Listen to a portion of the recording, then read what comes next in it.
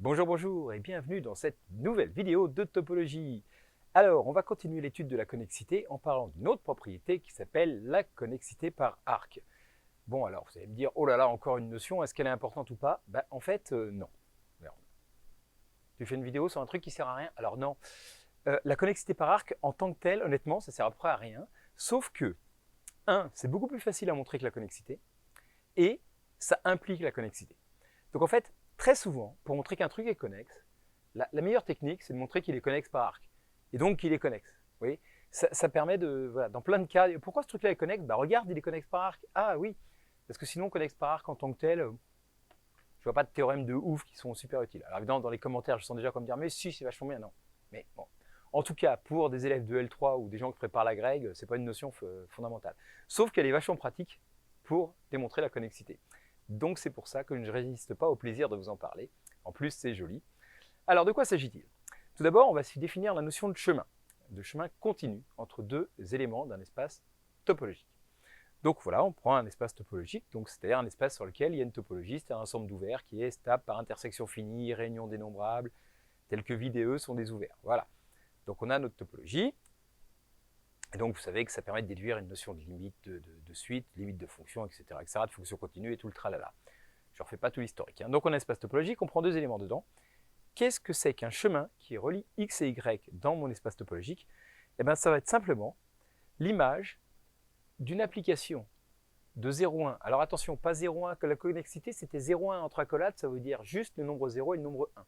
Là c'est l'intervalle 0,1, donc tout l'intervalle 0,1, dans E, d'accord, qui est continu, et tel que P de 0 c'est x, P de 1 c'est y. Voilà. S'il existe une application comme ça, on dit que x et y sont reliés par un chemin. Et le chemin, donc, c'est l'ensemble des p de x, enfin des p de t pour t entre 0 et 1. OK? Donc voilà. Il y a moyen de passer de x à y en restant tout le temps dans E, normal. Voilà. Et puis par une application continue. C'est-à-dire que s'il y a deux valeurs de t très proches, les valeurs à l'arrivée sont très proches. Il n'y a pas de trou dans mon chemin, quoi. Voilà, voilà. Alors attention, parce que j'ai dit une application continue. J'ai pas dit qu'elle devait être un homéomorphisme sur son image. Donc typiquement, un chemin comme ça me va. Ça, c'est un chemin, vous voyez, même s'il se recoupe. Là, ce ne sera pas homéomorphe, c'est-à-dire que l'application réciproque, elle ne sera pas continue. Mais pas grave, mais ça, en l'occurrence, elle n'est même pas bijective, vous voyez. Parce qu'il y a deux points qui ont la même, bref, deux points qui ont la même image. Voilà, il peut y avoir des angles, chemin continu ou pas, enfin, n'importe quoi, ça peut être des trucs très compliqués, vous savez, il y a des courbes continues qui remplissent le carré et tout ça. Un chemin continu, ça peut être un truc compliqué, mais bon voilà. En tout cas, on dit que deux points sont reliés par un chemin s'il existe une application de l'intervalle 0,1 dans E qui commence en 0, qui finit en commence en X, qui finit en Y, quoi. Voilà, bref. OK. Et alors, qu'est-ce que c'est qu'un ensemble connexe par arc? Maintenant, c'est très très simple. Donc, je me mets dans un espace topologique, je prends une partie de E, je dis que cette partie est connexe par arc, si et seulement si, quel que soit x, y appartenant à A, il existe un chemin continu inclus dans A qui relie x à y. OK? Donc voilà, il faut qu'il y ait une application P de 0,1 dans E qui soit continue, telle que son image soit inclue dans A, et qui part de 0, qui en 0 part de x et en 1 arrive à y. OK? Je peux me promener par un chemin continu, directement d'un point à l'autre. En restant dans la partie A, je dis que la partie A est connexe par arc. Voilà, voilà. Alors tout de suite, un exemple très simple, qui est bien pratique, parce que rappelez-vous que dans R, les parties connexes, finalement, on a dit que c'était les parties convexes. Bon, alors ça, c'est faux en général, mais il y a une application qui est vraie. Si une partie est convexe, on va voir qu'elle est connexe. Pourquoi? Parce qu'elle est connexe par arc. Je n'ai pas encore dit que connexe par arc impliquait connexe, mais ça va venir. OK, donc prenons une partie convexe d'un espace vectoriel normé E, de dimension quelconque, même infinie. Alors, A est connexe par arc. Pourquoi? Parce que convexe, ça veut dire que si je prends deux points qui sont dans l'ensemble, le segment XY est inclus dedans. Alors ça tombe bien, le segment XY, c'est l'application qui je peux la parcourir par l'application qui AT associe 1 moins TX plus TY. Pour t égale 0, ça fait bien x. Pour t égale 1, ça fait bien y. C'est continu. On l'a déjà vu. Et puis, voilà, par définition, c'est que le segment. Et donc, si la partie A est convexe, pour tout t, P de t appartient bien à A. Et donc, c'est relié par un chemin continu. Donc, convexe implique connexe par arc. Jusque-là, tout va bien. Donc par exemple, Mn de K, l'ensemble des matrices de taille n, c'est un espace vectoriel, donc c'est convexe. D'accord? Un espace vectoriel est toujours convexe. L'ensemble de tout l'espace. Bah oui, à 2 points, c'est avec moi est dedans.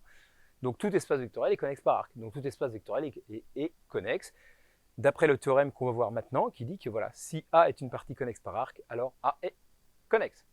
Ok? Et alors c'est pas très dur à démontrer. Essayez de le faire, tiens. Mettez sur pause, essayez de prouver ça. Il faut prendre la bonne définition de connexité. Allez, moi je vais le faire. Donc l'astuce, une fois de plus, c'est de prendre cette définition qui avait l'air un peu bizarre avec les fonctions continues à valeur dans la paire 0, 1. Juste 0 et 1, vous savez. Donc, je vous rappelle que pour montrer qu'un truc est connexe, il suffit de démontrer que n'importe quelle application continue de A dans la paire 0, 1 est forcément constante. Et bien, je vais démontrer ça. Donc, je prends une application de A dans 0, 1 et continue. OK? Et bien, je prends 2 éléments x et y dans A. Il suffit que je démontre n'importe où. Il suffit que je démontre que l'image par f de x est égale à l'image par f de y pour dire que voilà, je prends 2 au hasard, ils ont la même image. Donc, la fonction est bien constante partout. Hein. OK? Et donc, je prends 2 éléments dans A et je peux les relier par une application continue. D'accord? Parce que c'est par définition, il est connexe par arc. Donc, il existe P de 0, 1 dans A. Continue avec P de 0 égale x et P de 1 égale y. OK? Bon, mais après, si j'applique f sur ce chemin, vous voyez, je prends juste l'application f rond P. Donc, il part de 0, 1, qui arrive dans A, et f, il arrive dans la paire 0, 1. Bon, une composée de 2 applications continues, c'est une application continue. Donc, ça, c'est continu f rond P. Okay? Or, elle va dans l'ensemble qui est connexe, 0, 1, dans 0 ou 1. Comme l'image d'un connexe, c'est un connexe, hein, maintenant on le sait, c'est forcément que 0, soit que 1. Vous voyez, la fonction f rond P, elle est constante. Ça, c'est sûr. Sur tout le chemin, f rond P ne change pas de valeur. Bah, du coup, f rond P de 0, c'est f rond P de 1, donc f de x est égal à f de y. Et donc, pour n'importe quel couple x, y, n'importe où, f de x est égal à f de y. Bah, du coup, f, elle est constante sur A. Et donc, A est connexe. Et voilà. Voilà la preuve. OK? Donc, c'est pas très très compliqué, mais ça permet une bonne façon de démontrer qu'un truc est connexe. Souvent, c'est plus pratique. Vous voyez, par exemple, voilà, pourquoi tous les espaces vectoriels sont connexes? Bah, bim, parce qu'ils sont convexes. Donc, un K espace vectoriel normé, je vous rappelle que K, c'est R ou C, hein, dans le cours de topo. Bah, du coup, il est toujours convexe, donc il est toujours connexe. Il est toujours connexe par arc et donc toujours connexe. Fantastique. OK? Et donc, application hyper importante, vous vous rappelez, l'autre définition de la connexité, c'est qu'une partie ne peut pas être à la fois ouverte et fermée. Une partie stricte et non vide ne peut pas être à la fois ouverte et fermée. Donc, quand dans les matrices, par exemple, on va démontrer que les matrices de traces nulles étaient infermées, ben, c'est pas peine de regarder si c'est un ouvert. Ça ne peut pas être à la fois ouvert et fermé. Vous voyez? Donc voilà, ça peut faire gagner vachement du temps de savoir ça, quoi. OK. Donc, un autre exemple, si je prends un K espace vectoriel normé, tout ça, donc qui est connexe par arc et compagnie, et je prends un C, un centre dans E, n'importe où, je prends un rayon strictement positif, n'importe lequel, et ben je prétends que la boule de centre C et de rayon R est convexe, donc connexe. Bon, bah, la preuve n'est pas très très dure, parce que voilà, si je prends donc 2 XY dans la boule et un T entre 0 et 1, il faut que je démontre le segment, donc 1 moins TX plus TY est dans la boule de centre C et de rayon R. Et donc, il faut que je démontre que, voilà, il faut que je démontre ça. Et donc, si je fais moins C, il faudra que je démontre que la norme de ça moins C est plus petite que R. Hein. Voilà. Donc, on va calculer les normes de ce truc-là. Là, il y a une faute de frappe. Hein, et le moins C, il n'était pas là. Je l'ai mis un peu en avance. Hein. On veut montrer que ça est dans la boule de centre C et de rayon R. Autrement dit, que ça moins C est de norme plus petit que R. Donc, je calcule ça moins C. Alors, OK. Donc, qu'est-ce que ça fait? Bah, du coup, j'ai envie de mettre C en facteur. Donc, du coup, je mets moins TC plus TC. Ok, donc moins TC ici, plus TC, ça fait moins T fois moins C. Et finalement, j'obtiens que 1 moins TX plus TY moins C, ça fait 1 moins T facteur de X moins C plus T facteur de Y moins C. Ok. Et donc ça y a, je coupe une somme de valeurs absolues, c'est plus petit que la valeur absolue de la somme.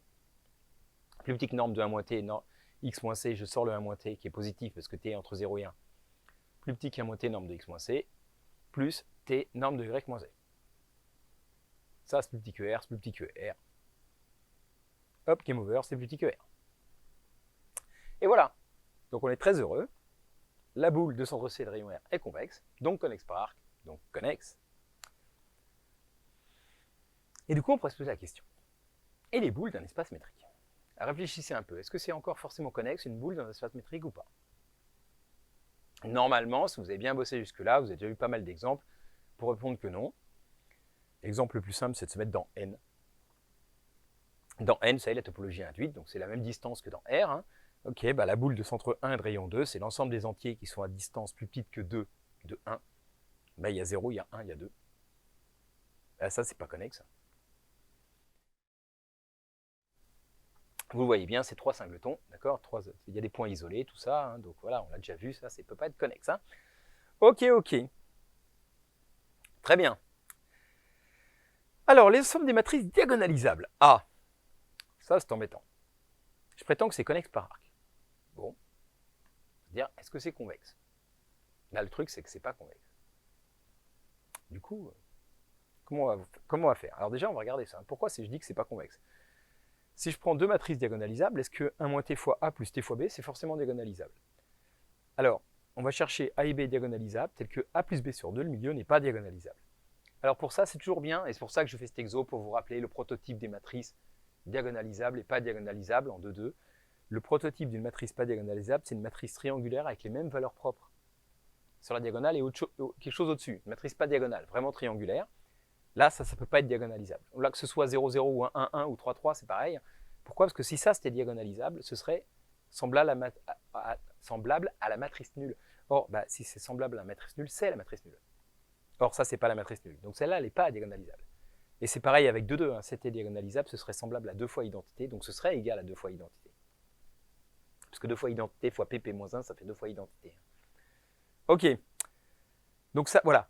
Ça, c'est le prototype de matrice pas diagonalisable. Le prototype de matrice diagonalisable, c'est soit les matrices triangulaires où il y a deux valeurs propres différentes sur la diagonale, donc là, c'est automatiquement diagonalisable, soit les matrices symétriques. Ok. Voilà. Pour chercher des contre-exemples, c'est toujours bien d'avoir ces exemples-là. Matrice réelle symétrique, parce que là, voilà, j'ai dit dans K, donc ça peut être R ou C. Donc matrice réelle symétrique, forcément diagonalisable, ou matrice où on voit les deux valeurs propres qui sont différentes. Ok, très bien. Alors du coup, est-ce que je ne peux pas avoir A et B qui sont diagonalisables, donc avec des trucs différents sur les deux, triangulaires avec des trucs différents sur les deux diagonales, dont la somme fait ça? Bah, une fois qu'on cherche ça, on va le trouver. Hein. Il suffit de prendre voilà, 0,1 ici, 0,-1 ici. Bah, celle-là est diagonalisable, leur propre 0,-1. Celle-là diagonalisable, 0,1. La somme des deux, ça fait ça, qui n'est pas. Pas la somme des deux. Voilà, la demi-somme des deux, ça fait ça. Et voilà. Et donc, on est très heureux. Enfin, sauf que ça ne va pas nous aider. Donc, c'est pas convexe. Et là, on est quand même bien embêté. Comment on peut faire? Alors là, il y a une autre astuce. Donc, il faut y penser. Hein. L'exo, honnêtement, on ne le trouve pas comme ça la première astuce. Hein. Mais une autre astuce, qu'une partie d'un espace vectoriel, donc on peut quand même faire des multiples et choses comme ça. Généralement, on essaie de montrer que c'est convexe. Et si c'est pas convexe, il y a une autre astuce, c'est de peut-être trouver une matrice particulière qu'on peut, elle, relier à n'importe quelle autre. C'est-à-dire que vous voyez, deux matrices, il n'y a pas forcément un segment, mais peut-être qu'il y a une matrice particulière où elle, je peux relier par un segment avec toutes les autres. On appelle ça un ensemble étoilé, en fait, quand c'est possible. Et là, c'est le cas. Pourquoi? Bah parce qu'en fait, si A est une matrice diagonalisable, si je multiplie par un autre nombre, quelconque, ça reste diagonalisable. Quel que soit T dans R, TA est diagonalisable. Et même si T tend vers 0, c'est diagonalisable. Et donc là, je vois que je peux faire un chemin entre la matrice A et la matrice nulle, vous voyez, en restant tout le temps dans les matrices diagonalisables. Donc là, je démontrais que TA est diagonalisable, mais c'est tout bête, hein, parce que si A c'est PDP-1 avec D diagonales, bah, du coup, si A c'est PDP-1, TA c'est TDP-1, et TD ça reste diagonal, donc il n'y a pas de problème. Multiplié par une constante, ça reste diagonalisable, il n'y a pas de souci, dans le même changement de base, hein, donc c'est pas dur. Et du coup, j'ai un segment qui relie 0, vous voyez, quand je prends juste l'application qui à T associe TA. Là, quand T vaut 0, ça fait la matrice nulle, quand T vaut 1, ça fait la matrice A, c'est un chemin continu entre la matrice nulle et la matrice A, vous voyez. J'ai un petit dessin comme ça, quelle que soit la matrice A, j'ai un chemin continu entre la matrice nulle et A. Et donc j'ai des chemins continus ici, partout, vous voyez, imaginez. Mon ensemble de matrices diagonalisables, il faut essayer de l'imaginer comme ça. Dès qu'il y a une matrice quelque part, alors tout le segment, là, entre 0 et A, elle est... Et donc, il est fort possible, vous voyez, que je prends une matrice B ici, le chemin entre le segment AB, il n'est pas inclus de la diagonalisable, mais en passant par la matrice nulle, boum, je trouve un chemin continu qui passe de A à B, et donc les matrices diagonalisables est bien connexes par arc, donc connexes. Ok, cette idée, elle est chouette, hein. Il faut y penser. Des fois, il faut faire deux coups, vous voyez. Donc... Ok. Donc voilà, on peut relier A et B, j'ai mis avec deux segments passant par la matrice nulle. Alors, réciproque. Bon, j'ai dit, c'est bien beau, les trucs connexes par arc, c'est connexe. Mais ça a l'air d'être un peu la même chose. S'ils sont un seul morceau, ça veut bien dire qu'on peut relier les points avec les uns avec les autres, vous voyez. Est-ce qu'on peut trouver une partie de R2 qui soit connexe, mais pas connexe par arc? Bon, dans R, c'est pas possible. Hein. Les intervalles, ils sont connexes par arc et connexes, et on ne peut pas faire autre chose. Mais déjà, dans R2, on peut trouver des contre-exemples. Alors, c'est pareil, ça, il faut être imaginatif hein, pour y penser. Vous êtes très fort, vous êtes capable de trouver tout seul, mais je vais plutôt vous donner l'exemple standard, hein, vous expliquer pourquoi c'en est un. Mais donc voilà, c'est pas pareil. Mais c'est vrai qu'on a du mal à imaginer. Et trouver une partie de R2 qui soit connexe, donc en un seul morceau, mais en même temps, qu'il y ait des points qu'on ne puisse pas relier par un chemin continu, on ne voit pas du tout comment on peut réussir un truc pareil. Hein. Alors je vous le donne, parce que sinon c'est dur à deviner. On va commencer par prendre le segment ici, d'accord, entre 0 et 1, là voilà, pour donc x c'est 0, et puis y qui va entre 0 et 1. Et ensuite, je vais mettre des petits morceaux de segments horizontaux là, à certaines hauteurs. Donc là, c'est la hauteur 1, 1 demi, 1 tiers, 1 quart, 1 cinquième, 1 sixième, 1 septième, 1 tiers. Je mets tous les segments, vous voyez, où donc x parcourt 0, 1 et à l'altitude 1 sur n, pour toutes les valeurs de n supérieures à 0. Pour n égale 1, ça fait 1, j'ai 1 demi, voilà. Je fais ça, donc jusqu'à l'infini, hein, je mets donc une infinité de petits traits, comme ça. Ok, vous allez me dire, bah, ça c'est connexe par arc. Pourquoi? Parce que je me suis mis n'importe où sur un petit trait, je fais un chemin qui relie à l'axe des ordonnées, je remonte, je retourne, et hop, je peux relier n'importe quel point de mon espèce de peigne là, à une infinité dedans à un autre. Cette partie-là est connexe par arc. Alors c'est pas fini. Grosse astuce, hop là, je rajoute un petit bout ici, mais celui-là, je ne fais pas jusqu'à 0 là. Je rajoute juste entre 1 demi-d et 1 sur l'axe des abscisses. Ok? Et donc ça, normalement, vous voyez que c'est pas connexe par arc. Si je veux faire un chemin continu, bah, je ne peux pas sauter. Vous voyez, je ne peux pas passer du bleu au rouge. Là, c'est pas relié à 0, donc si je suis le bleu, je reste sur le bleu. Si je suis sur le peigne, là, bah, je peux monter, je peux descendre tant que je veux sur les trucs du peigne, mais je ne peux pas arriver à 0, donc voilà. Enfin, je peux arriver à 0, 0, mais après, je peux pas, l'axe des abscisses, là, il n'est pas, donc je ne peux pas relier, quoi. Ok? Donc ça, généralement, on le voit bien. Le problème, c'est pourquoi ça, c'est connexe? Bah, c'est en deux morceaux, tu as le bleu et tu as le rouge. Ben non, en fait, curieusement, savoir, on ne peut pas vraiment dire que ce soit connexe. Enfin, plutôt que ce n'est pas connexe. On va montrer que ça, c'est connexe. Ok? Donc voilà, et pas connexe par arc, parce que les points de la partie bleue ne peuvent pas être reliés aux points de la partie rouge. Ok? Donc la partie bleue, bah, c'est un segment, et la partie rouge, elles sont connexes, parce qu'elles sont connexes par arc. Jusque-là, tout va bien. Ok? Donc si je prends une application de tout mon ensemble à rouge plus bleu dans 0,1 qui continue, je suis sûr qu'elle est constante sur la partie rouge, qui est connexe, et qu'elle est constante sur la partie bleue.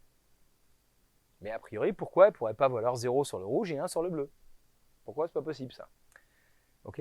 Alors pour ça, on va prendre un point de la partie bleue, donc d'abscisse alpha, et puis d'ordonnée 0, puis je vais prendre une petite boule autour, boule de centre A et de rayon R, pour regarder un peu comment ça se passe. Alors j'ai zoomé, pour qu'on y voit bien. Donc on a un point sur le bleu, là, on prend une boule, centrée en A, rayon R tout petit, bon, il y a plein de morceaux de mon peigne qui passent dedans, bien évidemment, hein. Parce que c'est de hauteur 1 sur n, donc quand n est assez grand, ça va être plus petit que r, hein, donc il n'y a pas de souci. Et donc j'appelle xn le point justement d'abscisse alpha et de hauteur 1 sur n, donc le point qui correspond à cette abscisse-là et qui est sur le peigne, enfin, sur les branches de mon peigne, là. Okay. Bon, bah, cette suite-là, pour x assez grand, pour n assez grand, elle appartient bien à ma boule. Quelle que soit la taille de la boule que je prenne, au bout d'un moment, les termes de cette suite xn sont dans la boule. Donc, autrement dit, on peut reformuler ça en disant la limite de cette suite xn, c'est A. Hein, c'est par définition, dans un espace métrique, un espace vectoriel normé, une suite xn tend vers A, si pour toute boule autour de A, au bout d'un moment, tous les termes de la suite sont dedans. Ben là, c'est le cas. Donc la suite xn tend vers A. Okay. Or, f, ça va être une application continue. Mon application l'a définie dans 0,1.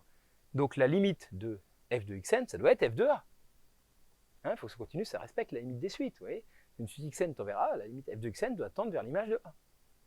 Or, f de xn, bah, c'est tout le temps la même valeur, xn est sur le rouge, donc par exemple 0, et ben donc ça doit être égal à f de A.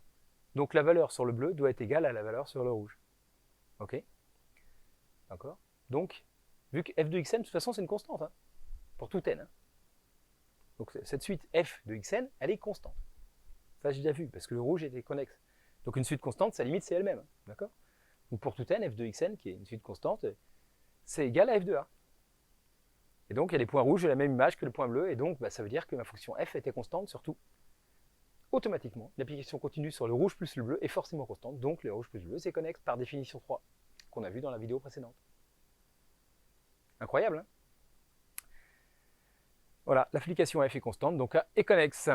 Alors, on va même généraliser un petit peu ce résultat, comme ça, on aurait pu le voir directement, parce que l'adhérence de mon peigne, là, vous voyez, c'était le peigne avec le segment 0,1.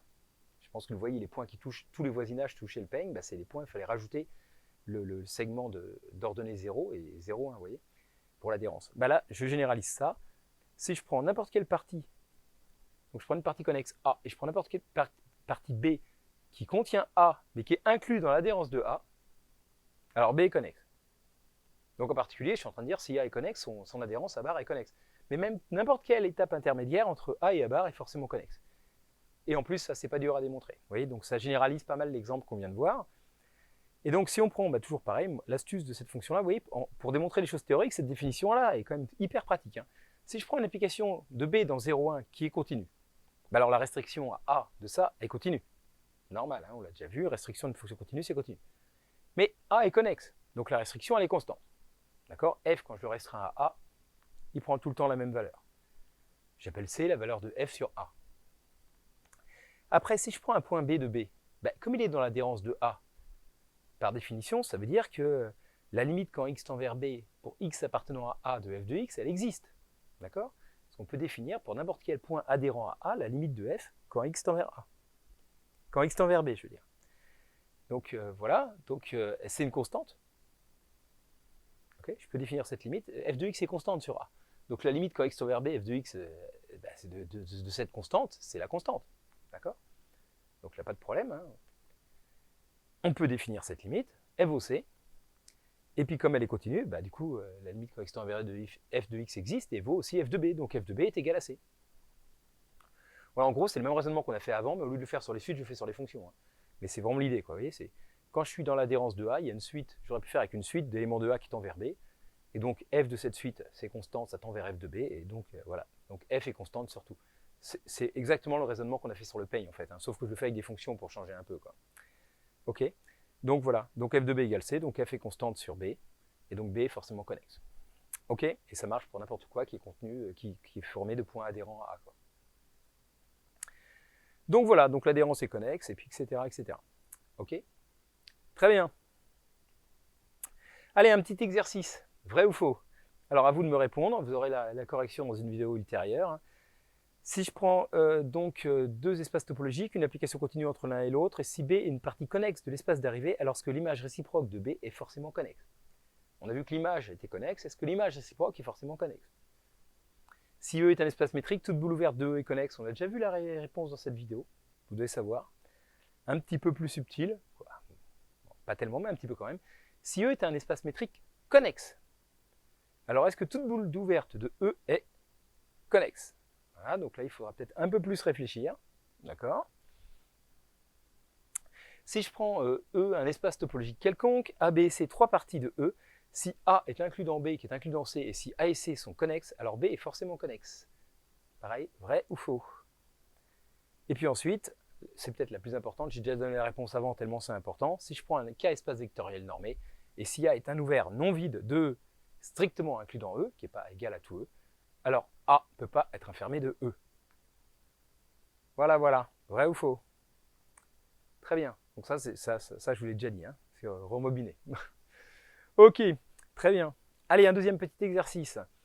Les parties suivantes de R2 sont-elles connexes? Bon, bref, cet exo-là est peut-être pas hyper simple, mais il est utile parce que ne serait-ce que les deux premiers exemples, des étudiants qui me disaient des fois, mais c'est quoi la différence entre les deux? Donc rien que pour comprendre ça, ça vaut le coup de se casser un peu la ciboulette. Donc le premier, R privé de Q au carré, c'est-à-dire les couples des éléments où les deux nombres, les deux coordonnées sont irrationnelles.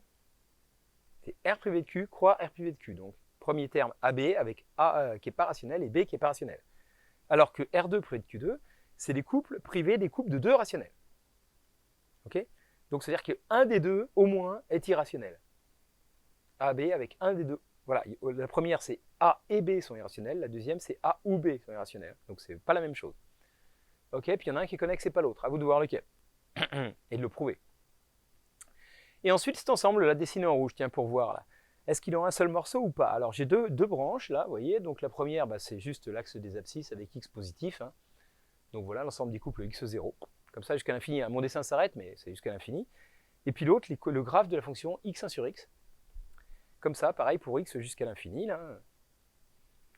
Ben voilà, est-ce que ce truc-là, c'est connexe ou pas? On a un côté, on a dit, bah non, il y a deux bouts, de l'autre côté, ouais, mais ils se rapprochent vachement. Alors, est-ce que c'est un peu comme le coup du peigne, là, tout à l'heure, et que finalement, c'est les mêmes ou pas? Je vous laisse réfléchir là-dessus. C'est pas inintéressant. Voilà, voilà. Et bien, sur ce, je vous dis à bientôt. J'espère que cette vidéo vous a plu, que vous avez passé du plaisir à la suivre. Cherchez les exos, c'est important. Hein. Et puis voilà, je vous dis à bientôt. Travaillez bien. Ciao, ciao. Voilà, une petite scène post-crédit, parce que de toute façon, je vois que Mourad est parti précipitamment de la régie. Donc en fait, là, il faut que je meuble, parce que je ne peux pas couper la vidéo de là où je suis. Je n'ai pas de bouton, j'ai rien. Et donc, s'il ne revient pas, bah, du coup, je vais être obligé de meubler. Donc, alors je suis désolé, j'ai toussé pendant la vidéo, mais je suis enrhumé de ouf. Ça ne s'entend pas trop, j'espère, à la voix, parce que ça me ferait chier de refaire les vidéos pour ça. Mais ah, bah voilà Mourad. Coucou Mourad. Donc voilà. Donc c'est bon, on va pouvoir s'arrêter. Bon bref, donc merci à tous ceux qui me soutiennent, comme je dis à chaque fois. Voilà, j'espère que cette vidéo vous aura plu. Allez, désolé pour vos oreilles. J'espère que ça vous aura plu. Qu'est-ce qui se passe? On va continuer. Hein. Ouais, j'ai pas fini la connexité. On va en reparler la prochaine fois pour parler des composantes connexes. Puis voir que les nombres de composantes connexes sont stables par homomorphisme pour pouvoir faire plein d'exos rigolos. Donc voilà, c'est surtout les applications, surtout la vidéo prochaine. Mais bon, on fait petit à petit. J'ai coupé en trois pour pas faire des vidéos trop longues. Mais voilà quoi. Allez, sur ce, les copains, j'espère que ça vous a plu une fois de plus. Je vous dis fais des bisous. Et puis à bientôt. Ciao, ciao.